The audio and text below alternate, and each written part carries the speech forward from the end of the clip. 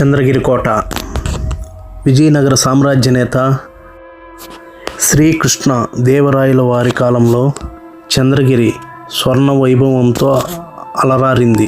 రాయల వారి పాలనలో ఇక్కడ రత్నాలు రాసులుగా పోసి విక్రయించారని చెప్తుంటారు. ఆనాటి వైభవాన్ని చాటుతూ టీవీగా నిల్చున్న శత్రు దుర్భేద్యమైన చంద్రగిరి కోట చిత్తూరు జిల్లాలో ఉంది. ప్రముఖ పుణ్యక్షేత్రమైన తిరుపతి పట్టణానికి 15 కిలోమీటర్ల దూరంలో ఈ చంద్రగిరి కోట అనేది ఉంది. చంద్రగిరి సుమారు 3 శతాబ్దాల పాటు విజయనగర సామ్రాజ్య పాలనలో ఉంది మరియు 1767లో విజయనగర పాలకుల ఆధీనంలోకి వచ్చింది. ఇది 1560లలో సాలువ నరసింహదేవరాయల పాలనలో ప్రాముఖ్యంలోకి వచ్చింది. తరువాత అత్యంత ప్రసిద్ధి విజయనగర చక్రవర్తి శ్రీకృష్ణదేవరాయలు పెనుకొండలో పట్టాభిషేకం చేసే వరకు యువరాజుగా ఈ కోటలో ఉంచబడ్డారు.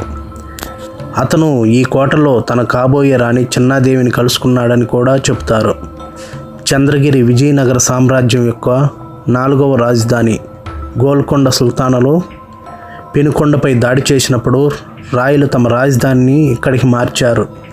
1646లో ఈ కోట గోల్కొండ భూభాగంలో విలీనం చేయబడింది మరియు తదనంతరం మైసూరు రాజ్యం కిందికి వచ్చింది. ఇది 1792 నుండి ఉపేక్షలేకపోయింది. రాజామహల్ ప్యాలెస్ ఇప్పుడు ఒక పురావస్తు మ్యూజియం. ఈ ప్యాలెస్ విజయనగర కాలం నాటి ఇండో సార్సెన్ నిర్మాణ శైలికి ఉదాహరణ. కిరీటపు టవర్లు హిందూ నిర్మాణ అంశాలను సూచిస్తాయి. రాజభవనం రాయి, ఇటుక, సున్నపు మోటార్ మరియు కలప లేకుండా నిర్మించబడింది. విజయనగర రాజుల ఆధ్వర్యంలో ఈ కోటలో కొన్ని ముఖ్యమైన కావ్యాలు లేదా పురాణాలు, పద్యాలు వ్రాయబడ్డాయి. కోట లోపల 8 దేవాలయాలు, రాజమహల్, రాణిమహల్ మరియు ఇతర శిథిలమైన నిర్మాణాలు ఉన్నాయి. కోట లోపల రాజమహల్ మరియు రాణిమహల్ ఉన్నాయి. ఇవి 300 సంవత్సరాలకు పైగా బాగా నిర్వహించబడుతున్నాయి మరియు ఇప్పుడు ఈ రాజమహల్ను ఆర్కియోలాజికల్ మ్యూజియంగా మార్చారు. అయితే ఈ రాజమహల్ దాదాపు 160 అడుగులు పొడవు, 50 అడుగుల వెడల్పుతో, 95 అడుగుల ఎత్తుతో అత్యంత సుందరంగా నిర్మించబడింది. ఇంత పెద్ద కోట నిర్మాణంలో ఎక్కడా కూడా కలప అనేది వినియోగించలేదంట. ఈ కోట ప్రత్యేకతగా చెప్పవచ్చు. ఈ కోటను సున్నం, ఇసుక, పెద్ద సైజు రాళ్ళను మాత్రమే నిర్మాణంలో ఉపయోగించారని తెలుస్తుంది. ఈ కోటను కార్వేటి నగరాధీశులైన ఉమ్మడి నరసింహారాయలు చంద్రగిరి కోటను తొలుత నిర్మించినట్లు చరిత్ర చెబుతోంది. నరసింహారాయలు నారాయణవనాన్ని రాజధానిగా చేసుకొని పాలిస్తుండేవాడు. అయితే నారాయణగిరిలో శత్రు భయం ఎక్కువగా ఉన్నందున తన రాజధానిని చంద్రగిరికి మార్చుకున్నాడు. నరసింహారాయలు ఒకరోజు తిరుమల ఏడుకొండల వాడిని దర్శించుకొని బయటికి రాగానే ఆయన నెత్తిపైనున్న తలపాగాను గద్ద ఒకటి తన్నుకుపోయిందట. దీంతో రాజభటులు గ్రద్దను వెంబడించగా అది చంద్రగిరి అడవి దాకా వెళ్ళి ఒక ప్రాంతంలో దాన్ని జార విడిచిందట. తలపాగాను దొరకబుచ్చుకున్న రాజభటులు ఈ విషయాన్నంతా రాజుకు వివరించారట.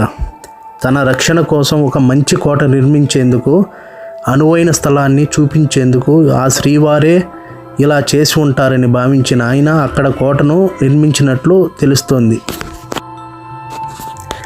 అయితే ఈ రాజమహల్ను 1988వ సంవత్సరం నుండి మ్యూజియంగా మార్చారు. అలాగే పురావస్తు సంగ్రహాలయం పేరుతో రాయలసీమ ప్రాంతంలో జరిపిన తవ్వకాల్లో దొరికిన విగ్రహాలను, సామగ్రి ఇందులో భద్రపరిచారట. కోట గోడ చుట్టూ అద్భుతమైన ప్రహరీ గోడ నిర్మించబడింది. ఈ గోడను పెద్ద రాళ్లతో అయితే నిర్మించారు. నేను ఇక్కడ చూపించాను. చాలా ఎత్తైన ప్రహరీ గోడలు చాలా అద్భుతంగా ఉన్నాయి.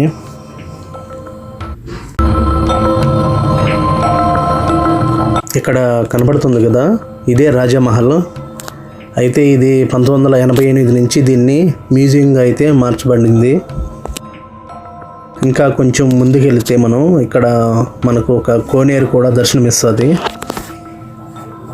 అక్కడ చాలా ఆ కోనేరు దగ్గర అక్కడ వెళ్ళామంటే ఆ కొండ కింద ఆ కోనేరు, అక్కడ పక్షుల శబ్దాలు చాలా చాలా బాగుంటుంది. ఇక్కడ చూడండి, ఇక్కడ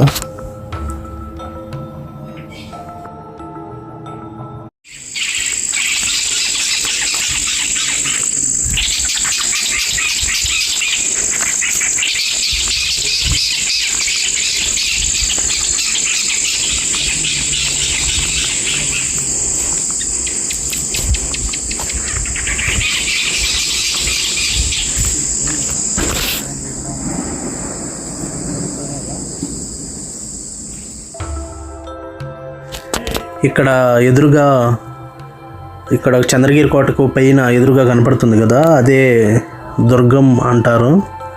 అక్కడ దుర్గం పైన కూడా పైన ఇదే విధంగా 2 కోనేరులు అయితే ఉన్నాయి ఇక్కడ. అది కూడా చూడడానికి చాలా చాలా బాగుంటాయి. అంటే అక్కడ వచ్చేసి ఒకటే బండలో నుంచి వచ్చే నీళ్ళు 2 రుచులైతే మనం గమనించవచ్చు అక్కడ.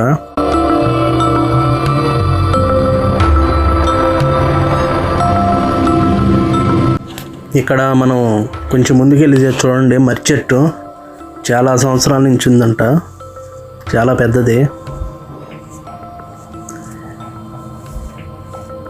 ఇక్కడ ఇది కాలువ టైప్లో ఉంది కదా, ఇది వచ్చేసి పైనుంచి వాటర్ అవి వచ్చినప్పుడు ఇక్కడ నుంచి బయటికి వెళ్తుందంట వాటరు. చూడండి రాజామహల్. ఇక్కడి నుంచి కొంచెం ముందుకెళ్ళామంటే ఇక్కడ రాణిమహల్ కూడా ఉంది.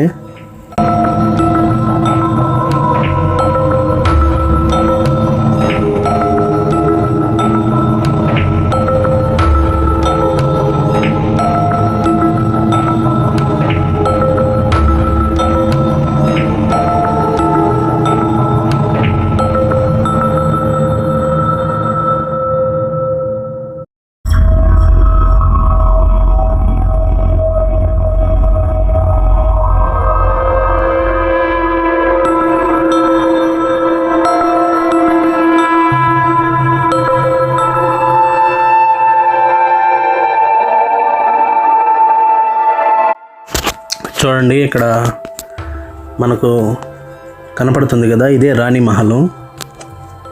ఇది బ్యాక్ సైడ్ అన్నమాట. మనం అటు సైడ్ లోపల నుంచి అటు సైడ్ వెళ్తే మనకు ఫ్రంట్ కూడా బాగా కనిపిస్తుంది. చూపిస్తాను చూడండి.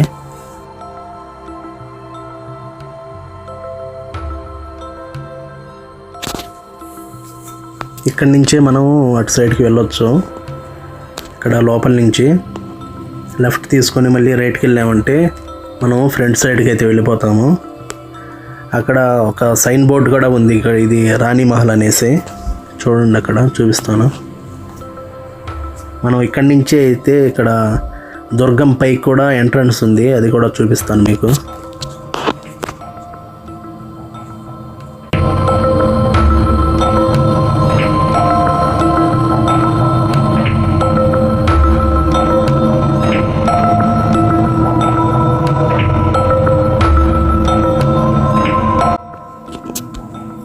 ఇక్కడ కనపడుతుంది కదా, ఇదే ఫ్రంట్ సైడ్ రాణిమహల్. చూడండి, అంటే చాలా సంవత్సరాల క్రితం ఉంది కాబట్టి చాలా పాతబడిపోయింది. చూడండి, ఇక్కడ రాణిమహల్ అనేసి సైన్ బోర్డు కూడా మనకు కనపడుతుంది.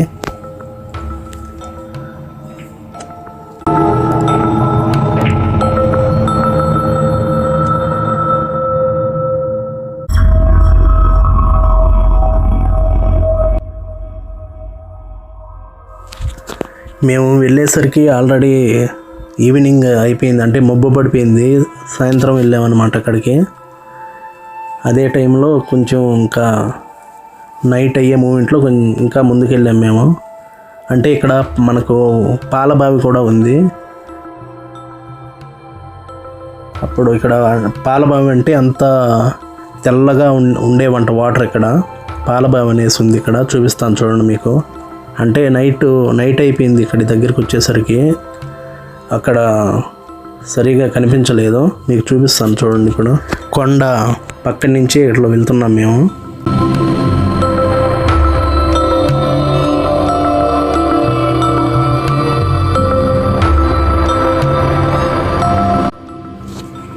చూడండి, ఇప్పుడు కొంచెం మనం ముందుకెళ్ళామంటే ఇక్కడే మనకు పాలబావి అయితే ఉంది. చూడండి, చూపిస్తాను.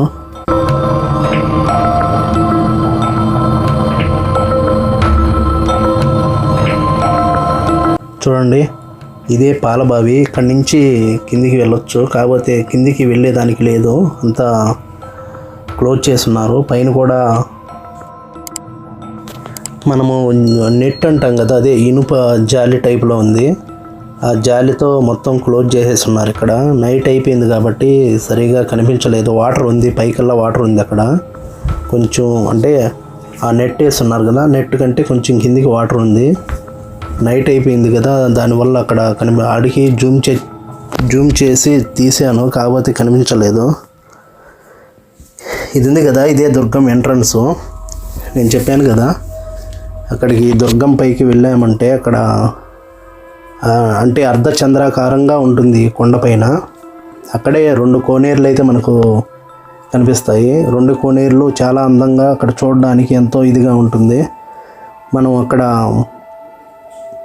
అదే ఇంతకుముందు చెప్పాను కదా, అక్కడ పైన సైనికులు ఉండేదానికి కూడా ఆవాసాలు అయితే ఏర్పరిచారంట. మొత్తం అక్కడ ఇంకా రాతి కంచాలు, ఇంకా నాగాలమ్మ విగ్రహం, అక్కదేవతల విగ్రహాలు. చూడండి, ఇదే దుర్గం అంటే పైన కనపడుతుంది కదా అది. ఇక్కడ ఒకటి ఇక్కడ ఆఫీస్ కనబడుతుంది కదా, అంటే ఇక్కడ స్టాప్కు ఇక్కడ ఇది ఆఫీస్ అన్నమాట. ఇక్కడ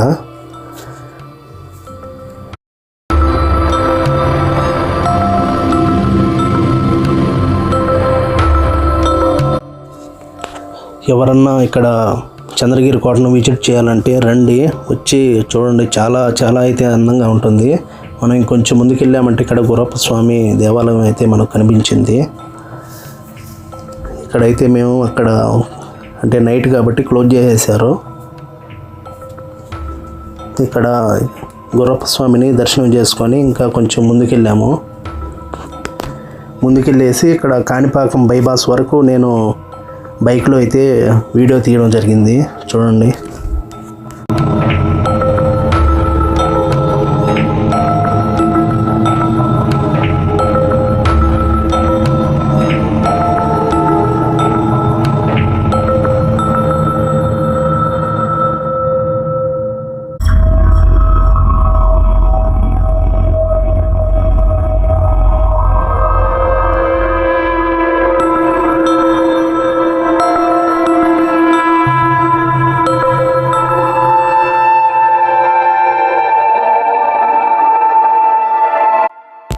ఇలాంటి వీడియోలు మరెన్నో మీ ముందుకైతే తీసుకొస్తాను. ఈ వీడియో నచ్చితే లైక్ చేయండి, షేర్ చేయండి, అదేవిధంగా సబ్స్క్రైబ్ చేసుకోండి. Thanks for watching.